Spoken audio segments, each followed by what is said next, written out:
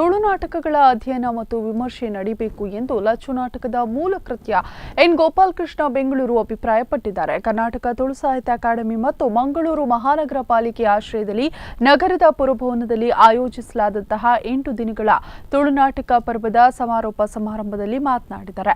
ತುಳುನಾಟಕಗಳು ಜನರಿಗೆ ಮನೋರಂಜನೆ ನೀಡುವ ಸಾಹಿತ್ಯ ಆಗಿದೆ. ತುಳುನಾಟಕಗಳ ವಿಮರ್ಶೆ ಹೆಚ್ಚಾಗಬೇಕು ಹಾಗೂ ನಾಟಕ ಪ್ರದರ್ಶನದಿಂದ ಸಮಾಜಕ್ಕಾದ ಪರಿಣಾಮಗಳ ಬಗ್ಗೆ ಅವಲೋಕನ ನಡೆಯಬೇಕು ಎಂದಿದ್ದಾರೆ. ಉಪನ್ಯಾಸಕರಾದಂತಹ ಡಾಕ್ಟರ್ ಶಿವರಾಮ್ ಶೆಟ್ಟಿ ಬೋಳಾರ ಮಾತನಾಡಿ, ನಾಟಕಗಳು ಮನಸ್ಸಿಗೆ ಖುಷಿ ಕೊಡುವುದರ ಜೊತೆಗೆ ನಾಡಿನ ಸಂಸ್ಕೃತಿ ಪರಂಪರೆಯನ್ನು ಪ್ರತಿನಿಧಿಸುತ್ತೆ.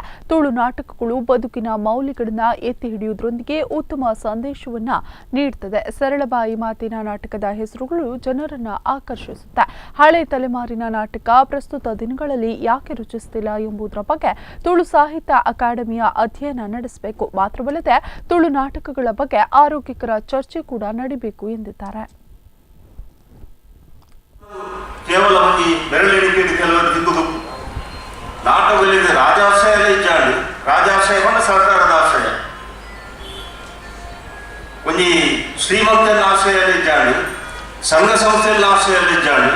ಒಂದು ನಾಟಕಕ್ಕೂ ಕೂಡ ಮೂಜಿ ತಿಂಗಳು ಹ್ಯಾಂಡ್ ಬಿಲ್ ಬಂದು ಊರೂರು ತಿರುಗಿದೆ. ಒಂದು ಆರ್ಟ್ ಕಲೆಕ್ಷನ್ ಮಾಡ್ತದೆ. ನಾಟಕ ಗುಂಪಿನ ಮನದಲ್ಲಿ ಕ್ಲಬ್ಗೂ ಬಾಕಲು ಮಾಡೋದು ಗುಂಪಿನ ಜವನಿಗೆ ನಮ್ಮದು ಜಾಸ್ತಿ ಇತ್ತು. ಅವರ ನಾಟಕ ರಂಗ ನಿರೀಕ್ಷೆ ಮಲ್ತನಾಥ್ ನಮ್ಮ ಪರದೆ ಇದ್ದದ್ದು ಮಾಡದೆ ಅರ್ಥ ಅಂತ ನಾಕಾಲು ಐದು ಬಗಲ ಮಲ್ತನ ಒಂದು ಪ್ರಯತ್ನ ತುಳುನಾಡಿದು